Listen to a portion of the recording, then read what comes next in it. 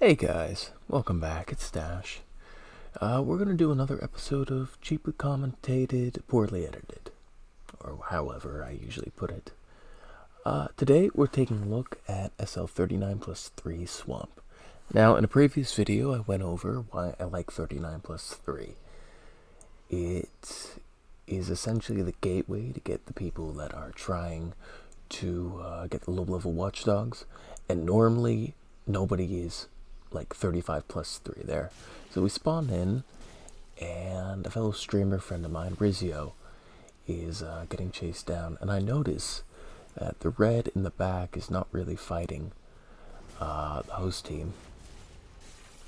I care less for this little dragon. He doesn't put out much damage, and from the damage he's taking, he's definitely a very honest lad. Perhaps he was trying to meme around in dragon form, and I'm trying to finish him off. Now, I keep to my little Kevin appearance, because that's what this build is meant to kind of appear as I come in as a watchdog quite often. And yeah, he just confirmed that he is a honest dragon with that little roar. So this hostie is fairly twinked out, and I'm not willing to like show face just yet. I want to keep it as I intended this build to be played. And right away I could see, okay, this hostie's not only twinked out, but he wants to finish me off quickly. He's got his hornet ring on, but he's not going into bundles. A lot of people that do survival at low level, they tend to go through their bundles quite quickly. So I'm gonna make a wager that this guy's been here for like maybe 15 minutes. And you know, you can always like refill your Estus at low level. That's what a lot of shites do. But you need your buddy to come in and drop you consumables. Which is perfect from what my build is. My build is intended for like long runs. So I swap over to Partisan, because that guy was prodding me with a spear, and I'm trying to get this turncoat off my homie. This is where the Katana Dragon comes in, and I'm quickly able to finish him off. And, you know, he's honest. 831 souls, that's, I think at the most like 45, maybe a bit higher. So a bit of abuse on the matchmaking. And the hostie targets the wrong one. I get the cheeky backstab. But I see Rizio, he's about to get finished off, so I swap over just to give him a little bit of breathing room. My build is a little bit more better handled to deal with these, and he's got less HP because he's a dark build. But he doesn't have to go into bundles where I have to, because I've got 19 strength and I can't really make well off of heavy infusion. I can for some weapons, but not all. It's better still to just go raw. For him, better to go dark or chaos. Now he gets the parry on me, and I see that he takes a riposte with a pocket swap lightning mailbreaker. So he's very well prepared. I duck behind this tree and get a quick heal off. But he isn't exactly what my usual swamp shitter is. It's usually doing cancelling and weapon art swaps. So he's just like something that you'd encounter in, say, 2017. Now we get the red. Turncoat's finally out. No bad or ill will towards him. I mean, most reds come to woods expecting like a fight club or something similar. So they kind of treat it like some people with red signs do at Metapontiff. It's a bit upsetting. I can't really harbor too much stuff towards him. So now I decide to take off the kitty gloves because, like, okay, he wants to play hardball, going for his parries, his Dragon Slayer axe, his lightning mailbreaker, and he's waiting for his resummon. So let's get some damage in, see if we can burn through a lot of his Estus. Now, a lot of people I noticed at low level go for the Irithyll Knight set. The Boreal Knight set.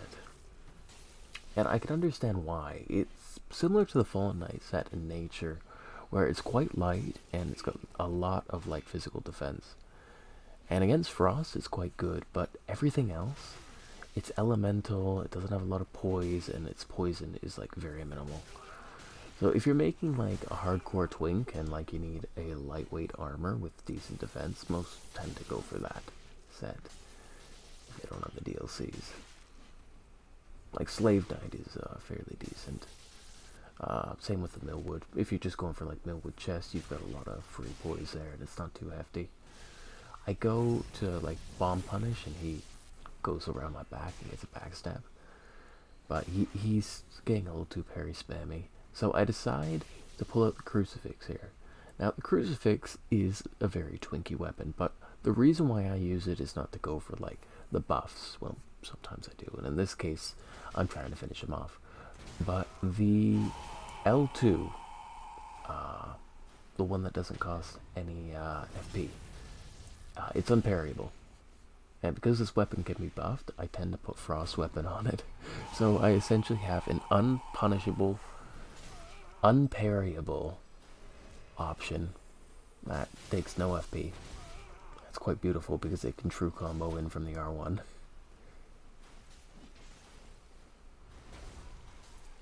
The downside is, it's quite stamina heavy. I'm constantly, like, ending up out of a combo without stamina. But by throwing in weapon arts, and depending on what RNG you get, you can curve your playstyle to better affect it. Like I said it before, the Crucifix is a Pyromancer's best friend because it's got the three things you want. It's got something for a chaser, it's got something for poise, and it's got something as a means of force. I've been thinking of like making a 90 pyro that uses Crucifix. I suppose one of you guys can take it. Have Seething Chaos, Sacred Flame, and Profane Flame. And essentially, if you get the poise option, you go for the Sacred Flame because then you can get it off uninterrupted, like a Cestus poise cast. If you get the Force, where it knocks people off their feet, you go for a Profane Flame Wake Up. And if you get the Bomb, you try and bait them in with the Bomb while you're throwing a Seething Chaos, so you can get it in for a double. At the time that I was doing this recording, I had previously participated in some invasions with St. Riot in Pincognito, and there was a portion where I was testing it out on my Meta Pyro, and I got Pinko in some very nice pseudos. Didn't kill, that wasn't the intention, it was just mostly to experiment. But yeah, I'll probably make a 90 Pyro in the future. So the dragon comes back in, and I try getting him with a Barker. It sometimes works with a medium shield, but it just doesn't work all too well. Hosie's quite low, and I try to finish him off, but part of the map is still there for me, but not for him, so he manages to get through. So I just have to keep this lad busy for a second. And you know, the Crucifix, it's so spammy, but like, the poise option, it's awesome. And Rizio manages to finish off those. GG's, friend. And this has been another episode of Poorly Edited, Cheaply Commentated. I will catch you guys later. You lot stay safe out there. And on Sunday, expect another serialization of the Dryfinger Perma Invaded series. Thank you.